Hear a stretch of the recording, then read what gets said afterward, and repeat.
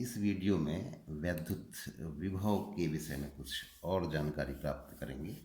वैद्युत क्षेत्र की तीव्रता से इसका क्या संबंध होता है वो भी जानेंगे और उस आधार पर कुछ महत्वपूर्ण निष्कर्ष प्राप्त करेंगे।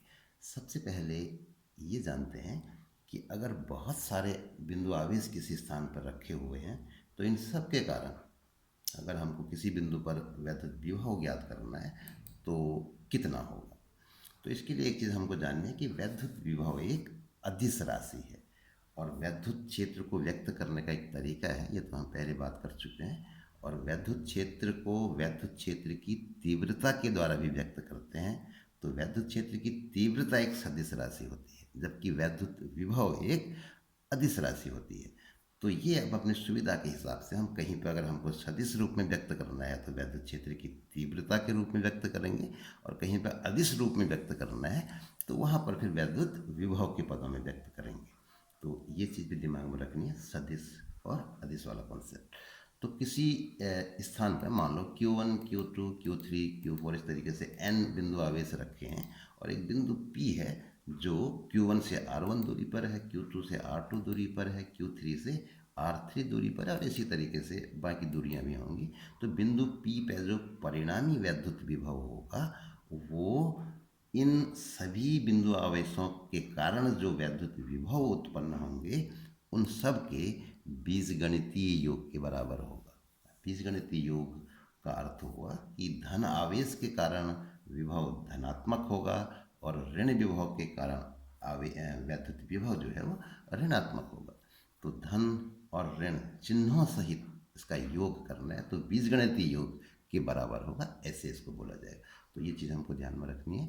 v इक्वल टू 1/4πε0, ये पद कॉमन होगा सब में, तो इसको कॉमन लेके बाकी जो हमने सूत्र पढ़ा था तो पहले वाले में से Q1/R1, दूसरे वाले में से Q2/R2 और इसी तरीके से पद जो हैं आगे को आएंगे, ये सब आपस में जुड़ जाएंगे। एक महत्वपूर्ण सूत्र और देखते हैं, इसमें विभव प्रवणता इसके लिए एक सूत्र प्राप्त किया गया है।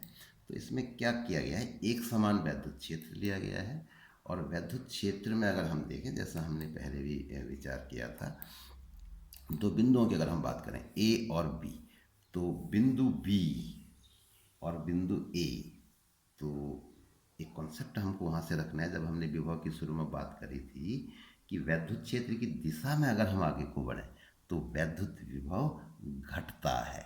वहाँ पर भी हमने A और B बिंदु की बात की थी और B पर विभव अधिक है, A पर कम है। बिल्कुल उसी तरीके से बिंदु यहाँ पर भी लिए हैं और वैसे इनके नाम भी रखें। तो बिंदु B पर विभव अधिक होगा, बिंदु A पर विभव कम होगा। तो अगर हम B से A की ओर को बढ़ते हैं तो विभव बदलेगा, घटेगा, B से A की ओर को घटेगा। तो दूरी के सापेक्ष विभव का मान परिवर्तित हो रहा है। तो दूरी के सापेक्ष विभव परिवर्तन की दर को विभव प्रवणता कहा जाता है। तो सूत्र के रूप में V और X अगर हम विभवांतर के लिए देखते हैं, इसमें किस तरीके से हम संकेत देते हैं। मान लो इन दो बिंदुओं के बीच की दूरी डेल्टा x है, इनके बीच विभवांतर डेल्टा v है। और अब हम किसी एक बिंदु आवेश की बात करते हैं, मान लो Q बिंदु आवेश, तो इस पर एक बल लगेगा वैद्युत क्षेत्र की दिशा में और उसका मान होगा QE।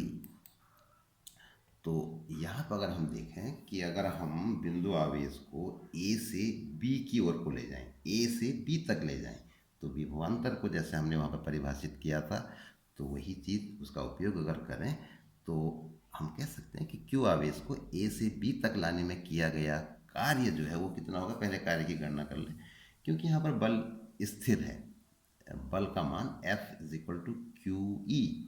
तो एक समान वैद्युत क्षेत्र है तो बल जो है वो कांस्टेंट है, तो कार्य बराबर बल गुणा विस्थापन सूत्र का सीधे सीधे हमने उपयोग कर दिया। तो W के लिए सूत्र हो जाएगा, दोनों के मान अगर रख दें QE और डेल्टा x, तो ये इस तरीके से हो जाएगा। अब W/Q जो विभवांतर की जो डेफिनेशन है, एकांक आवेश को A से B तक ले जाने में किया गया कार्य, तो मैथमेटिकल फॉर्म में W/Q, तो उसका मान कितना हो जाएगा। इस Q को हम बाईं ओर को ले गए Q को, तो ये बचा E इंटू डेल्टा x। अब ये W/Q जो है विभवांतर की परिभाषा के हिसाब से विभवांतर का मान है, तो ये डेल्टा V हो गया। तो delta V is equal to E into delta x। या इसमें अगर देखें ई का मान निकालना चाहें तो E is equal to delta V बटा डेल्टा एक्स। तो डेल्टा वी बटा डेल्टा एक्स किसको व्यक्त कर रहा है? दूरी के सापेक्ष विभव परिवर्तन की दर को। तो इसी को विभव प्रवणता कहा गया है। तो इस तरीके से विभव प्रवणता का मान जो है वो वैद्युत क्षेत्र की तीव्रता के बराबर होता है। अब अगर डेल्टा एक्स अत्यंत सूक्ष्म हो तो हम ये कहेंगे कि विभव परिवर्तन की तात्कालिक दर, किसी स्थान पर दर क्या है, तो उसके लिए हम उपयोग करेंगे E is equal to d V upon D x. अब जैसा हम बात कर चुके हैं कि बी से ए की ओर को अगर बढ़ें तो दूरी बढ़ रही है तो विभव का मान घट रहा है। एक बढ़ रहा है दूसरा घट रहा है तो एक ऋण चिन्ह आ जाता है। तो इसको हम अगर मैथमेटिकल फॉर्म में चिन्ह सहित लिखना चाहें तो हमको प्राप्त होगा E is equal to minus D V upon D X. तो इस तरीके से ये एक महत्वपूर्ण संबंध हमको प्राप्त हो जाता है। विभव प्रवणता का मान वैद्युत क्षेत्र की तीव्रता के बराबर होता है और ऋण चिन्ह भी साथ में आ रहा है। उसका अर्थ वही है कि दूरी बढ़ने के साथ विभव का मान जो है वो घट रहा है। ऐसे ही एक और महत्वपूर्ण सूत्र हम यहाँ पे, एक महत्वपूर्ण कंसेप्ट यहाँ पे देखेंगे कि अगर हम किसी वैद्युत आवेश को वैद्युत क्षेत्र में गति कराते हैं या छोड़ते हैं, मान लो फ्री छोड़ देते हैं, तो वैद्युत क्षेत्र के कारण उस पर एक बल लगेगा, उस बल के कारण उसमें त्वरण उत्पन्न होगा और त्वरण के कारण उसका वेग बढ़ेगा और वेग बढ़ने का अर्थ हो गया उसकी गतिज ऊर्जा में वृद्धि हो जाएगी। तो गतिज ऊर्जा में कितनी वृद्धि होगी इसके लिए एक सूत्र निकालते हैं। एक समान वैद्युत क्षेत्र दिखाया गया है, दो बिंदु ए और बी जैसे पहले लिए थे। अब मान लो यहाँ पे हम इनको दूरियों को एक जैसे बिंदु बी पर एक बिंदु आवेश रखा हुआ है, उस पर एक बल लगेगा वैद्युत क्षेत्र की दिशा में क्यू। तो इस बल के कारण ये आगे की ओर को बढ़ेगा। जैसे अभी बात करी, बल के कारण त्वरण उत्पन्न होगा, त्वरण के कारण इसके वेग में वृद्धि होगी और ये बढ़ते हुए वेग के साथ आगे की ओर को बढ़ेगा। इसकी ऊर्जा लगातार बढ़ती जाएगी। इस तरीके से ये जो आगे को बढ़ेगा। तो इसके द्वारा कितनी ऊर्जा प्राप्त की गई, अगर मान लो ये बी से ए तक पहुंचता है तो कह लें कि x दूरी चलने के बाद कह लें, या फिर अगर इन दो बिंदुओं के बीच विभवांतर v हो तो बोलेंगे कि v विभवांतर द्वारा त्वरित करने पर, इस तरीके से इसको बोला जाता है। b और a के बीच में विभवांतर v है तो इसको कैसे बोला जाएगा? इस आवेशित कण को v विभवांतर से त्वरित करने पर, या कह लें x दूरी चलने के बाद इसकी ऊर्जा कितनी हो जाएगी, इसकी हम बात करने जा रहे हैं। तो विभव प्रवणता का सूत्र अभी हमने पढ़ा है, E is equal to V upon X. इसका हम उपयोग इसमें करेंगे आगे की ओर को। तो सिंपल मैथमेटिकल गति की समीकरणों का उपयोग करके हम कितनी ऊर्जा ये प्राप्त करेगा उसका मान निकाल सकते हैं। तो क्योंकि क्यू आवेश पर वैद्युत क्षेत्र में लगने वाला बल F बराबर क्यू ही होता है, कई बार इस सूत्र को पढ़ चुके हैं। तो इसमें त्वरण कितना हो जाएगा? गति की दूसरे समीकरण से F is equal to M A का उपयोग करते हुए A is equal to F बट्टा एम हो जाएगा, और F का मान अगर ऊपर से रख दें तो क्यू ई अपॉन एम हो जाएगा। अब अगर हम ये मान कर चलें कि हम इस आवेश को B पर स्वतंत्र छोड़ देते हैं तो तब ये A तक पहुंचने में कितना वेग प्राप्त कर लेगा, इसको निकाल लेते हैं। तो यदि कण द्वारा अर्जित वेग v हो तो गति की तीसरी समीकरण का उपयोग कर लेते हैं, V square is equal to U square plus 2as का। तो ये होगा, अब u को 0 मान लेते हैं, मान लो b पे हमने इसको स्वतंत्र छोड़ दिया, तो V square is equal to U square plus 2ax। तो a का ये मान हम ऊपर से रख देते हैं क्यू ई अपॉन एम। तो इस तरीके से इतना वेग प्राप्त हो जाएगा। अब गतिज ऊर्जा का सूत्र हमको प्राप्त होता है, पता होता है k is equal to half M V square. तो वी स्क्वायर का ये मान हम ऊपर से रख देते हैं तो हो जाएगा हाफ एम, वी स्क्वायर की जगह पे ये मान रख दिया 2QEm इंटू एक्स। तो m से m जो है वो कट जाएगा तो ये मिलेगा हमको QEx। अब यहाँ से जो E is equal to V upon X का सूत्र ये दिया है ऊपर से विभव प्रवणता वाला, इसका उपयोग करें तो v is equal to E X. तो ये Ex जो यहाँ पर आ रहा है इसकी जगह पर v रख सकते हैं। तो इस तरीके से k is equal to Q V हमको प्राप्त हो जाएगा। ठीक हो गया। तो ये एक बहुत ही महत्वपूर्ण सूत्र है, इसको अब हमें याद इस तरह से रखना है। यदि किसी आवेशित कण Q को v वोल्ट विभवांतर से त्वरित किया जाता है तो कण द्वारा अर्जित गतिज ऊर्जा का मान होता है k is equal to Q we.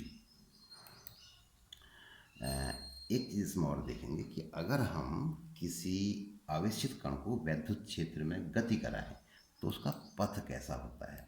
तो जैसे कि मान लो एक क्या होता है, पहला इसको समझते हैं। वैद्युत क्षेत्र ई है एक समान, इसमें कोई आवेशित कण क्यू रखा गया है, तो वैद्युत क्षेत्र की दिशा में एक बल लगेगा क्यू ई, और इस बल के कारण ये जो है वैद्युत क्षेत्र की दिशा में त्वरित हो जाएगा और एक वेग प्राप्त कर लेगा। तो यहाँ पर देखते हैं, हम इसको समझते हैं अब इसकी गति को। एक वैद्युत क्षेत्र y अक्ष की दिशा में, ऋण y अक्ष की दिशा में वर्टिकली डाउनवर्ड्स, और एक कण अगर x अक्ष की दिशा में प्रवेश करे तो इस पर कहाँ को बल लगेगा, वैद्युत क्षेत्र की दिशा में लगेगा, जबकि x अक्ष की दिशा में इस पर कोई बल कार्य नहीं करेगा। तो इस तरीके से अगर ये v वेग से प्रवेश करे तो क्योंकि नीचे को बल लग रहा है तो लगातार नीचे को झुकता जाएगा।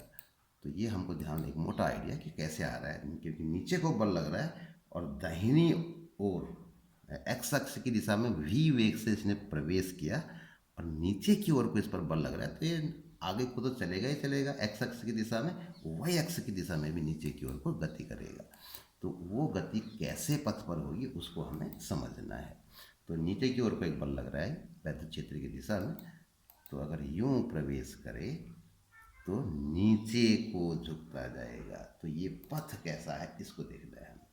तो सिंपल सा एनालिसिस है इसका कि क्योंकि कण v वेग से, हम ये मान रहे हैं कि v वेग से वैद्युत क्षेत्र E में क्षेत्र के लंबवत प्रवेश करता है।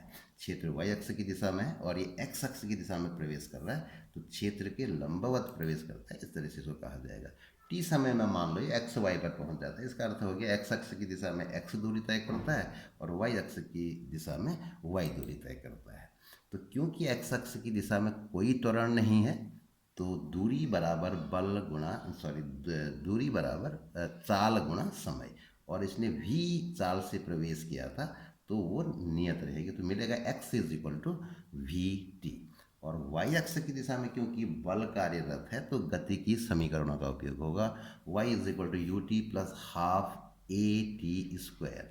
अब a का मान कितना है, जैसे हमने अभी बात करी थी इससे पहले वाले टॉपिक में, तो वही मान होगा हमेशा क्यू ई अपॉन एम। तो इसमें t का मान हम समीकरण एक पहले जो हमने कहते हैं x is equal to V T से t का मान हो जाएगा x अपॉन वी, वो मान इसमें रख देते हैं और इसको हल कर लेते हैं आगे की ओर को, तो ये चीज़ हमको प्राप्त होगी। इसमें देखें अगर हम क्यू ई एम वी ये सारे नियतांक पद हैं, तो इसको हम के एक्स स्क्वायर के रूप में लिख सकते हैं। अब ये जो है एक परवलय की समीकरण है, तो इस तरीके से हम कह सकते हैं कि ये आवेशित कण एक परवलयाकार पथ पर गति करेगा।